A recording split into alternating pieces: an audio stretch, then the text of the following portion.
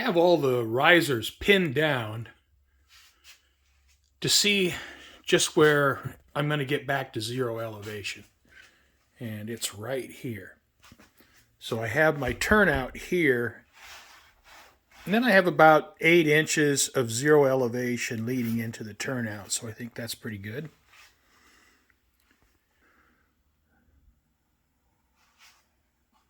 And so you can see where it comes around, climbs, comes up to 5 3/4 inches here where I have the bridge, and then climbs up to 6 1/2 inches here where I have this bridge. 6 1/2, 6 1/2, and 5 3/4, 5 3/4, and then it declines at 2%.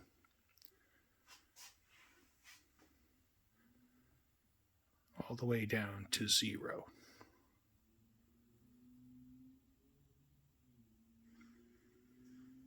Now I've glued some of this in place. I've glued it in place to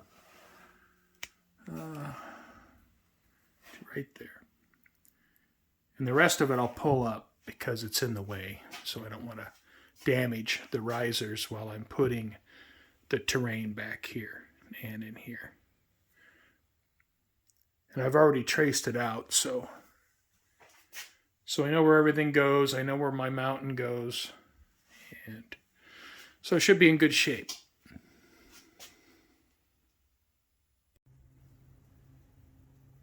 I've reached a point in roughing in this section of terrain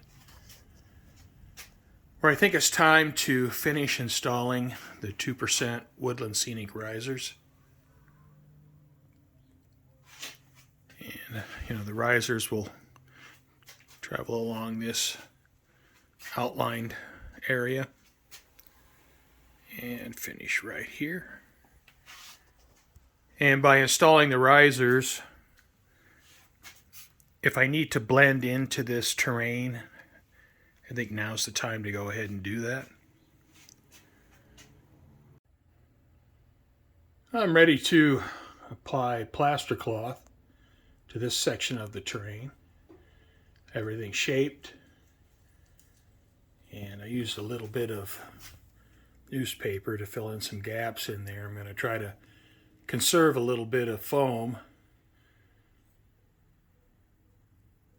So I think I'm ready to start putting down some plaster cloth. Now I haven't built up on the inside of the risers here because I need to put down roadbed for my interchange track, and I'm waiting on a curved turnout for this section right here. So once I get that roadbed laid down, then I can apply the terrain on the inside of the riser. But until then, I'll use plaster cloth on all of this up to that point. I have plaster now in this section. Put plaster cloth in place and get my terrain a little bit further along. Now I'll move on to this section. Well, I have some of the scenery roughed in for the big loop. I'm also working on the fascia. And it's going to take 2 pieces of fascia to go around the diameter of the loop. But I have 1 piece cut and in place.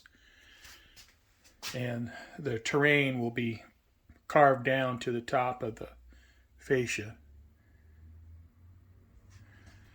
And I need to do a little bit of trimming here.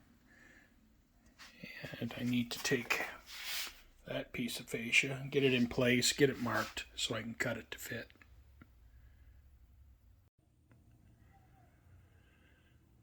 All right, well, I have a lot of the foam in place for the big loop, and I'm going to start carving on that pretty soon. Now I haven't gotten the outside here done, but I did get my curved turnout in the mail today. So that's going to go, it's going to go about right there. And then after I get the track laid out here, the road bed laid out for my interchange track, it'll go off the edge of the layout. Then I can finish putting in the last of the foam here. Well, I think I'm going to lay down the interchange track like this. I have two number 8 left-hand turnouts. And by using both of those turnouts, I've used all the turnouts that I have. So that's good.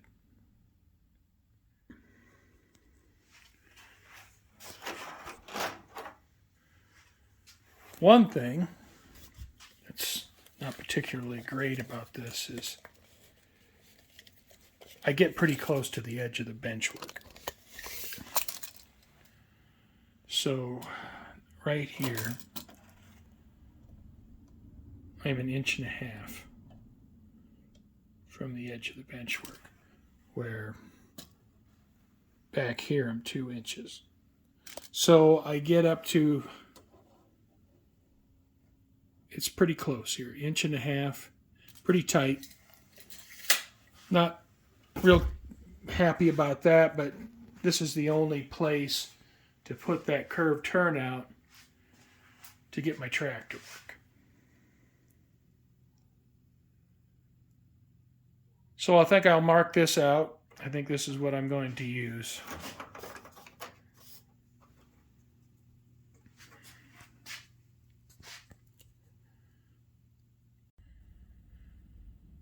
I have the road bed for the interchange track down.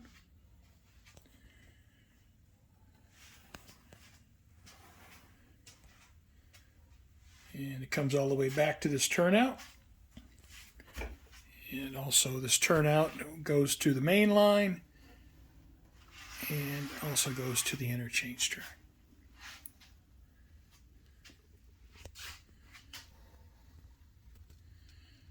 And now I can finish up my terrain, filling in this area here on the outside of the risers.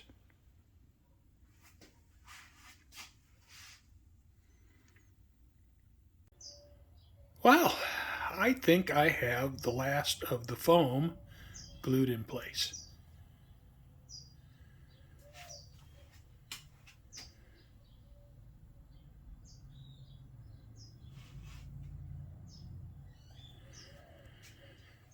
So now it's time to start carving it. And there's a lot to carve. Got the inside and the outside of the risers.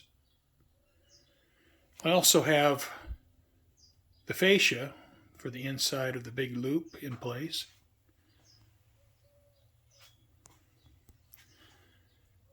It is a beautiful day. It is a beautiful day. It's about 73 degrees.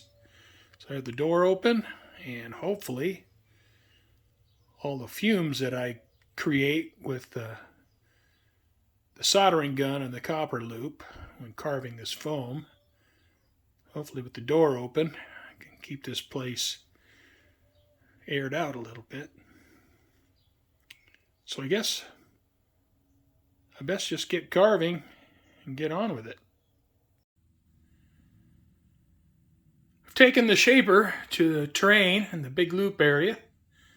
Got all the edges rounded off. And man, I tell you what a mess.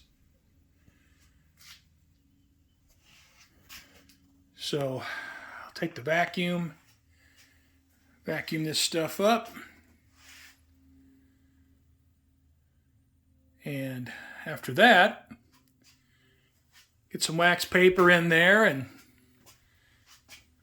be about time for plaster. I have to say that I am glad to have all this done.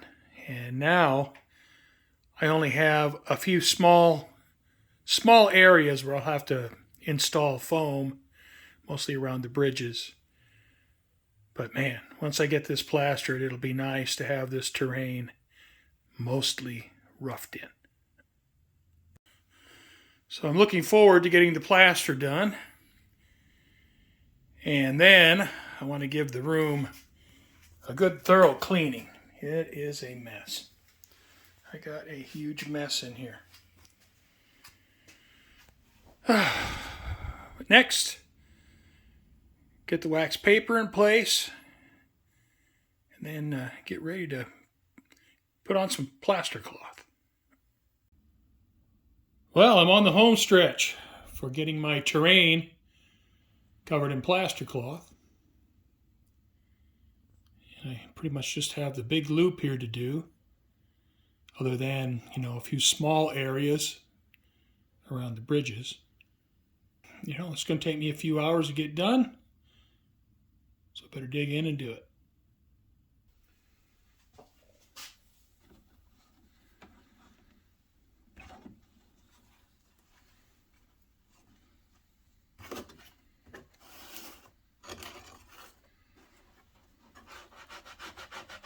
I have to say, I'm looking forward to getting this done. Just got to stay at it, have a little bit of patience, and I'll get there.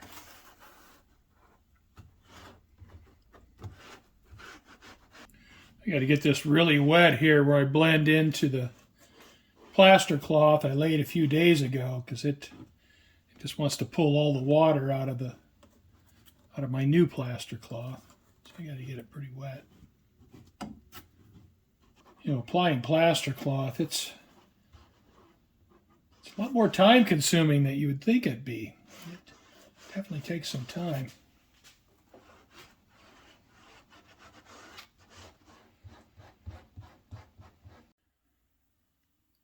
I have the plaster applied to the terrain and the big loop. So I'll let that dry overnight. It is nighttime. I'll let that dry overnight. And then tomorrow, I'll pull the wax paper out.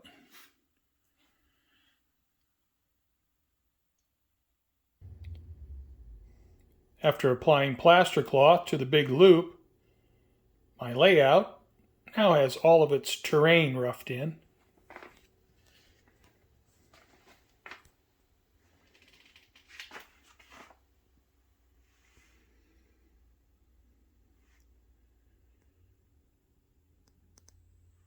And all the hills and mountains will have additional work done to them. This is just the basic shapes.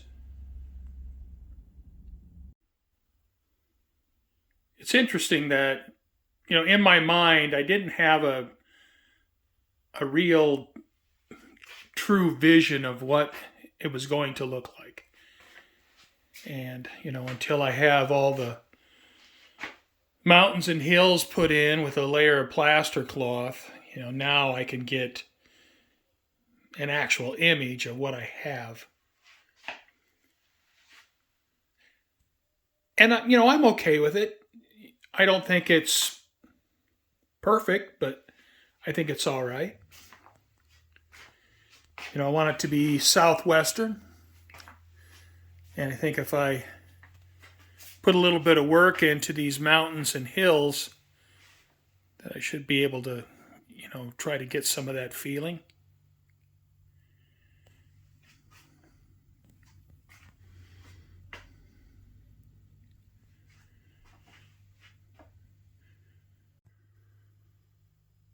With a layout the size of mine, I guess I would consider this a larger small layout or a smaller medium layout.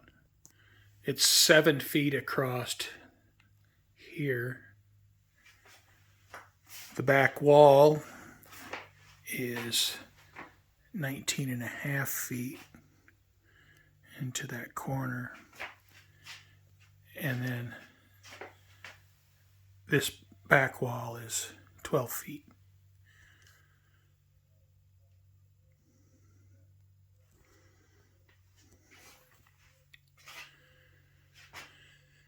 My track plan and the way I've laid it out, it's, it's a rail fan layout. It was designed for continuous loop running.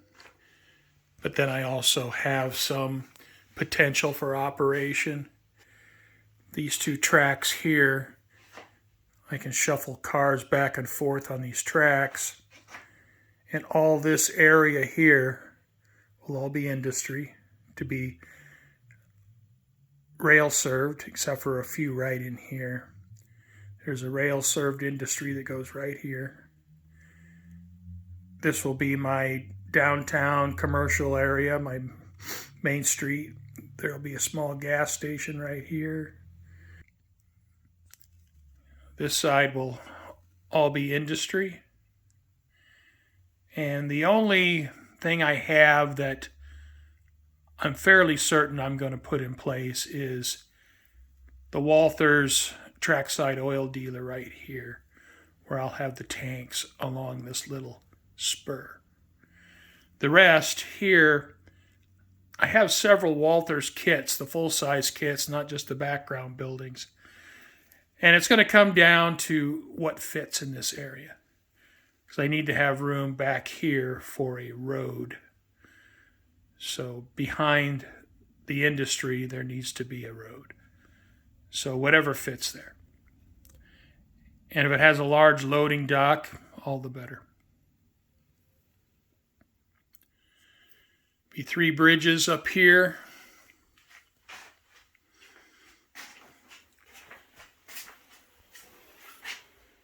There'll be a arched Pratt truss bridge here. Then a plate girder bridge here. And a highway bridge here. Which makes it somewhat busy and, hide the canyon pretty much. But I'll try to make that look as good as I can. I have the tunnel here, which essentially is just a loop for the city section of track where it can do continuous running.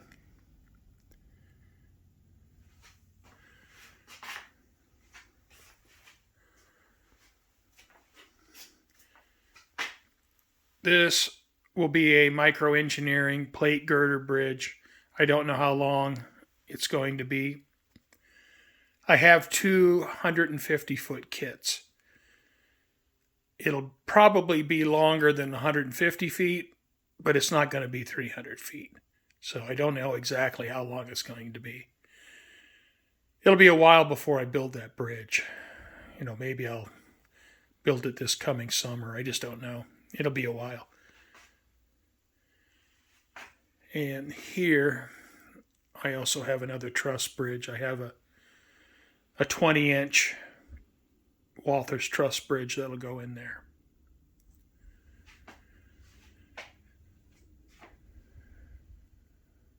And, all this part of the layout will just be scenic. There won't be any industries or any buildings on this side.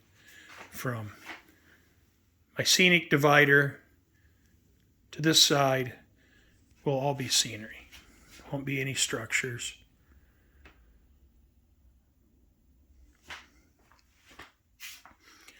And then on this side of the scenic divider will be my town with industries. And so it'll be almost all buildings. Got a lot of work to do. I'm sure it'll be years of work ahead of me before I even come close to getting this finished. And then I have to juggle it with other things as well, so it's not like I'm going to be working on it full time. But I'm working on it quite a bit right now. So once the weather warms up here in Arizona, and by warm I mean into the mid-70s, at that point I'm going to have to get in the garage and work on my classic cars a little bit. But until that time, I'm going to try to work on this just about every day. Try to get some things done.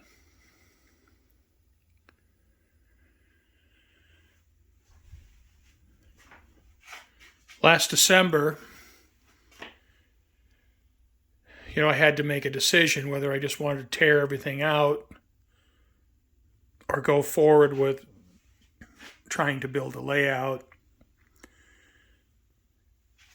And I'd purchased a lot of material for building a layout. And, I have a number of locomotives and rolling stock, structure kits, all that. So I decided, well, I need to get on it. It's now or never. So I've made some progress. You can actually see what the layout will look like. I can get a really good visual impression of what I have now. And, I have something to work with other than just some bare bench work.